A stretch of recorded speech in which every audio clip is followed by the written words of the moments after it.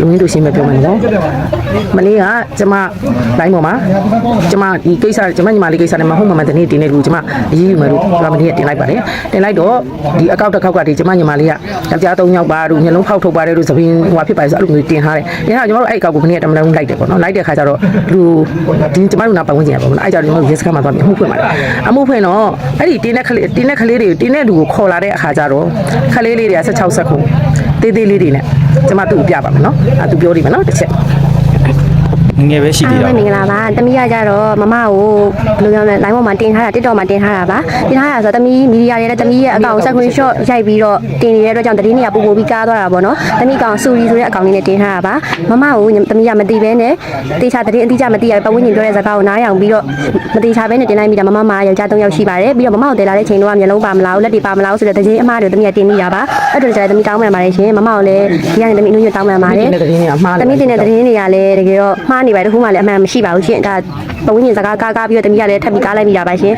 ်ကာယကံရှင်မိသားစုအားလုံးလည်းတမီးတောင်းပန်ပါတယ်ဒီကနေလည်းမမတက်တဲ့တမီးကလည်းအနုညွတ်တောင်းပန်ပါတယ်ရှင်အဲ့တော့ကျမကတော့တရားစွဲမလို့ပေါ့ကြည့်လိုက်တော့ကလေးတွေက16ဆက်ပေါ့ဥပဒေနားလည်လားဆိုတော့ဥပဒေလည်းနားမလည်ဘူးအမှန်မှန်ကတော့ဒီရွယ်လေးတွေကဘယ်လိုလုပ်မလဲအเจ้าနေစားအရွယ်တွေပဲရှိတယ်အဲ့တော့ကျမထဲလိုက်ဘယ်လိုဖြစ်ကြမလဲပေါ့နော်အဲ့တော့ကျမသူတို့ဒီကနေပဲဝင်ချတိုင်းခံမှခံတယ်ဒါပေမဲ့ဒါကျမကလေးတွေလည်းဖြစ်တယ်အိမ်ကိုရဲ့လမ်းထဲမှာလည်းဖြစ်တယ်ဆိုတဲ့ခါကျတော့ကျမခွင့်လို့ပေးလိုက်တယ်ပေါ့နော်ဒါပေမဲ့ကျန်တဲ့လူကတော့ရှေ့ချောက်ကျမထိတိမိမိနဲ့လုပ်ပါမယ်လို့နောက်ပြီးတော့ဘာဖြစ်လို့အဲ့လိုတွေပြောနေဆိုတာမသိပါဘူးတက်လှုပ်ကိုတက်လှုပ်တဲ့ဒီတက်လှုပ်ကိုတက်လိုက်တဲ့သူ့ရဲ့ခင်မုန်းလေးကိုနိုင်တော့မှသူ့ရဲ့ထွက်ဆိုချက်မှာသူမိန်းမတိတ်ခါကြစီတဲ့စကားလုံးတစ်လုံးမပါပါဘူးဟာလားသူမိန်းမဒီလိုတွေဖြစ်ပါတယ်ဆိုတာမပါဘူးသူမိန်းမလည်းသူငွေရေးကြေးကြောင့်ဖြစ်ပါတယ်ပဲသူထွက်ဆိုထားပါတယ်အဲ့ဒီလိုပဲကျမတို့ဘက်ကလည်းဥပဒေလမ်းကြောင်းအရသွားမှာပါဟာလားအဲ့ဒီတက်လိုက်တဲ့တက်လို့ကျမညီမလေးရဲ့ယောက်ျားကိုကျမတို့ကတတ်မဲ့ဖြတ်မဲ့ဆဲဆိုချင်းပုတ်ခတ်ချင်းဘာလုပ်ချင်းဆိုတာဟိုမရှိပါဘူးကျမတို့ကဥပဒေလမ်းကြောင်းအမှန်တိုင်းပဲဥပဒေပေးတဲ့အဆုံးဖြတ်တိုင်းပဲဟိုမှာဖြစ်အောင်ကျမတို့သွားမှာဗလမ်းကြောင်းတိုင်းပဲသွားမှာပါလားအဲ့တော့ဟိုကျမညီမလေးတက်ခါကြအောင်တင်နေကြတဲ့လူတွေလည်းအချိန်ကြီးခါမီပို့တွေကိုပြန်ဖြတ်ပေးပါမဖြတ်ပေးဘူးဆိုလို့ရှိရင်တော့ကျမကဥပဒေလမ်းကြောင်းအတိုင်းအကုန်လုံးကိုမရမကလိုက်လုံးမှာဖြစ်ပါတယ်ကျမညီမလေးကပေးလူသေးရတဲ့ကြားတယ်ဟလာနှစ်ခါသေးထပ်ပြီးတော့ဖြစ်တဲ့အတွက်ကျမကအကုန်လုံးကိုရေဆုံးပြီးဆုံးလိုက်မှာဖြစ်ပါတယ်ဒီကျမ TV ရုံနဲ့ထပ်ပြီးပြောလိုက်ပါတယ်ရှင်ဒါကလေးတွေမှုလို့တော့ကျွန်တော်ဖွင့်လိုက်တယ်ပေါ့နော်ဟုတ်ကဲ့အားလုံးကိုကျေးဇူးတင်ပါတယ်ကြက်ခံလဲဆိုတော့မော်ပြီးပြီတော့အဲ့ကိုရထီရောက်တာကိုသူကအပတ်မှာ1ရက်လောက်ပဲအိမ်ပြန်ဖြစ်တာကွာအိမ်ပြန်ဖြစ်တော့အဲ့အမကျတော့အဲ့ထောက်ကြံလာရဲစခန်းရဲနေသူကဖြစ်နေတော့တယောက်ကြသူပြောတယ်ဒါမျိုးနောက်ခါမလုပ်ဖို့အားနဲ့နောက်ခါကျတော့တယောက်ကြပြန်လာတဲ့ချိန်အဲ့မာကြီးကအဲ့ကောင်လေးနဲ့အဲ့ရဲစခန်းကောင်လေးနဲ့ဘီဂျီကိုပြောရတယ်ဘီဂျီကိုပြောတော့အဲ့အကူရပြောပါပေါ့ပြောရင်အဲ့စကားများပြီးတော့အဲ့မာကြီးကကွာမဲကွဲမဲအဲ့လိုပြောတော့ခေါင်းဖြတ်ပြတာခေါင်းဖြတ်ပြပြီးတော့နေ့ရက်ခေါင်း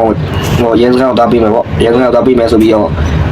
ရဲစခန်းကိုသွားတာတော့လမ်းမှာဂိမ်းမှာမိရာကျွန်တော်ဖန်တွေလာပြောကြပါနော်ဘာလားမှန်လားတော့ကျွန်တော်လည်းမသိပါဘူးအခုပြောသွားတဲ့ကောင်လေးကတော့မော်ဘီမှာခေါင်းပြတ်သက်ခံရတဲ့ကောင်မလေးအကြောင်းတွေကိုမဟုတ်တမ်းနေပြောထားတာဖြစ်ပါတယ်။ဒါပေမဲ့အဲ့လိုပြောထားတာတွေကိုကာယကံနေဘက်ကနေပြီးတော့ဒါပြန်လဲဆုံးမပေးနေတာဖြစ်ပါတယ်။ဒါသူတို့လည်းပြန်တောင်းပန်ပေးထားပါတယ်။ဒါပေမဲ့နောက်ထပ်အဲ့လိုမျိုးကောင်မလေးကိုမဟုတ်တာတွေပြောထားတဲ့ဗီဒီယိုဖိုင်ကိုကျွန်တော်တို့တူတူကြည့်လိုက်ကြရအောင်နော်။ဟိုတနေ့ကမော်ဘီမှာခေါင်းပြတ်သက်ခံရတဲ့အမှုနဲ့ပတ်သက်ပြီးတော့ကျွန်တော်နည်းနည်းလေးလွတ်ပြစရာလေးတွေရှိတယ်ဗောနော်။ဘာကြောင့်ဒီလိုမျိုးကိုယ့်ရဲ့မိန်းမကိုအဲ့လောက်ထိရဲရဲဆက်ဆက်တတ်နိုင်ရတာလဲဒီပြဿနာဘယ်ရပြီးစဖြစ်ထားလဲနော်ဒါတွေကိုကျွန်တော်နည်းနည်းလေးကျွန်တော်အမျိုးတွေကိုသိအောင်နည်းနည်းလေးပြောပြချင်တယ်ဗောနော်ဒါကြီးကမဖြစ်တင်ဘူးဗျာနော်ဘာမှပြန်မလုပ်နိုင်တဲ့မိန်းမသားတယောက်ကိုဗျာဒီလောက်ရဲရဲဆက်ဆက်တတ်တာကြီးကလွန်အားကြီးပါတယ်နော်အိမ်တွင်အကြမ်းဖက်မှုမူရစေဝါတုံးဆွဲမှုလူတက်မှုဒီလိုအမှုမျိုးသေတံအောင်ပေးတင်တယ်ဗျာနော်အားလောက်ရက်ဆက်ရုံမှလည်းကောင်းနေလို့တော့တကယ်သေတံပေးတင်တယ်နော်အဲ့တော့ကျွန်တော်အမျိုးတွေကိုနည်းနည်းလေးကျွန်တော်ပြောပြမယ်နော်တစ်ချက်လောက်နားထောင်ကြည့်ပါဘလို့ဖြစ်သွားတာလဲဆိုတော့အမျိုးတွေနည်းနည်းစဉ်းစားကြည့်ဗျာနော်ကိုယ့်ရဲ့မိန်းမတယောက်ကိုဒီလိုမျိုးရဲရဲဆက်ဆက်ကောင်းဖြတ်ပြီးတတ်တယ်ဆိုတာကတော်ရုံစိတ်နဲ့တော့မရဘူးဗျာဟုတ်တယ်မလားဟော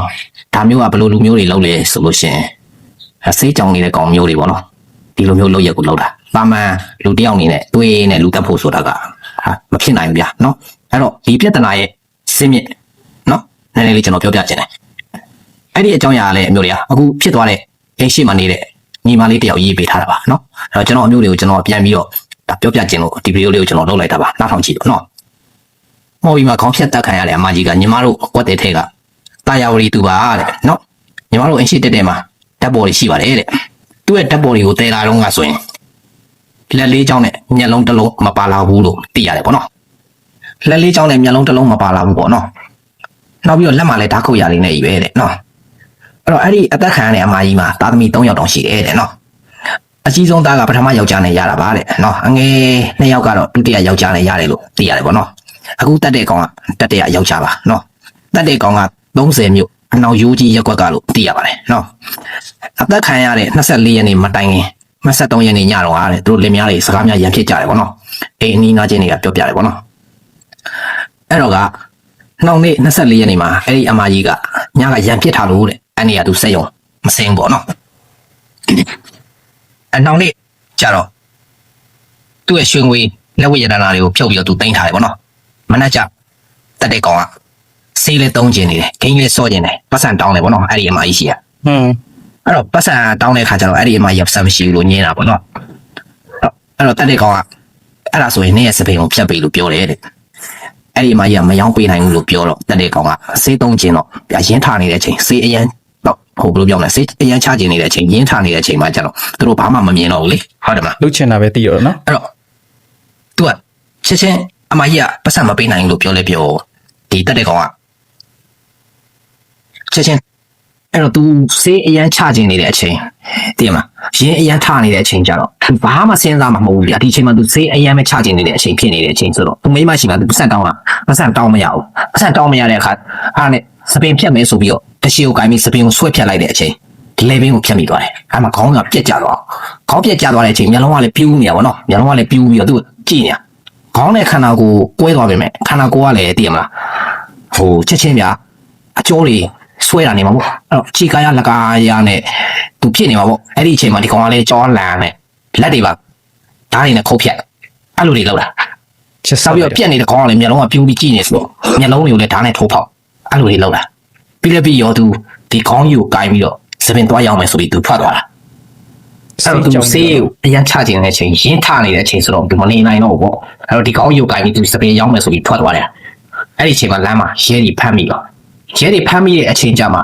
အသိစိတ်ပြန်ဝင်လာတယ်ဟာသွားပြီငါဘွားသွားပြီအဲ့ဒီအခါကျမှသူပါဇက်ကပြီးတော့ဟာသွားပြီငါဘွားသွားပြီဆိုပြီးတော့ပါဇက်ကပြီးအဲ့လိုတွေရေရွတ်တယ်ပေါ့နော်အဲ့တော့အမျိုးတွေကစဉ်းစားကြည့်ဒီဆေးတွေဒီဆေးဝါးတွေကခန္ဓာကိုယ်အတွက်ဘာမှအကျိုးမဖြစ်ဘူးနော်အခုလိုနောက်ဆက်တွဲပြဿနာတွေဖြစ်လာတဲ့အခါကျတော့မကောင်းဘူးနော်ခံရတဲ့သူအဖို့အများကြီးနင်းလာတာဟုတ်တယ်မလားရဲရဲဆက်ဆက်လာနော်အသက်ခံရတာဘလောက်ခံရခံတယ်ကိုချင်းစာကြည့်လို့ရပါတယ်နော်တွေးကြည့်ရုံနဲ့စက်သိမ်းထားဖို့ကောင်းတယ်ဒီလိုကောင်းမျိုးတွေကပြောစရာစကားလုံးတော့မရှိပါဘူးဗျာနော်အဲ့တော့စိတ်ချနေတဲ့ကောင်လေးတတိထားပါနော်အပုံပြောပြဒီမှာကျွန်တော်တို့ဒီမှာအရန်ပေါ်တယ်တလုံးမှာ20ပဲရှိတယ်တိတိလေးတွေနော်ရှာမရေခဲစေးကြောင် အခုဆိုလို့ရှိရင်မိတ်ဆွေတို့အနေနဲ့ရန်ကုန်တိုင်းမှော်ဘီမြို့နယ်မှာတာယာဝတီတူလေးကောင်းဖျက်သက်ခံရတဲ့ကိစ္စကတော့အခုတလော YouTube တို့ TikTok တို့ Facebook တို့မှာလုံးဝကိုလူသိရှင်ကြားနဲ့ကြရက်ထားနေတဲ့ကိစ္စပဲဖြစ်ပါတယ်။ဒါကြောင့်မလို့ main ကလေးတွေအနေနဲ့အိမ်တော်ပြုတော့မယ်ဆိုလို့ရှိရင်စီးသမားတွေဂိမ်းသမားတွေရက်သမားတွေမူရစ်စေးနဲ့သုံးဆွဲတဲ့သူတွေကိုရှောင်ဖို့အတွက်လည်းလိုအပ်တယ်ပေါ့နော်။ရုပ်ရည်ချော်တာတွေကိုအဓိကမထားပတ်စံရှိရာတွေကိုအဓိကမထားဘဲနဲ့ main ကလေးတွေအနေနဲ့ကိုယ့်ဘော်ကိုတကယ်ဂရုစိုက်မှုကျင့်နှံမှုပေးနိုင်တဲ့ယောက်ျားလေးတွေရှာနိုင်ဖို့လည်းအရေးကြီးပါတယ်ပေါ့နော်ရုပ်ချောတိုင်းလည်းဂိမ်းသမားတွေစီးသမားတွေကိုလုံးဝမယူဖို့အတွက်အကြံပေးခြင်းပါတယ်ကျွန်တော်ရဲ့ channel လေးကိုလည်း subscribe မလုပ်ရသေးရင်လုပ်ထားပေးဖို့အကြံပေးခြင်းပါတယ်ဘာဖြစ်လို့လဲဆိုတော့မြန်မာနိုင်ငံအဖြစ်အပျက်သမျှအကြောင်းအရာတွေကိုရည်ရရှင်ဗီဒီယိုတွေအနေနဲ့တင်ပေးမှဖြစ်လို့ကျွန်တော်ရဲ့ channel လေးကိုလည်း subscribe လုပ်ပေးဖို့အတွက်လည်းတောင်းဆိုခြင်းပါတယ်ခင်ဗျာအားလုံးကိုပဲကျေးဇူးအထူးပဲတင်ပါတယ်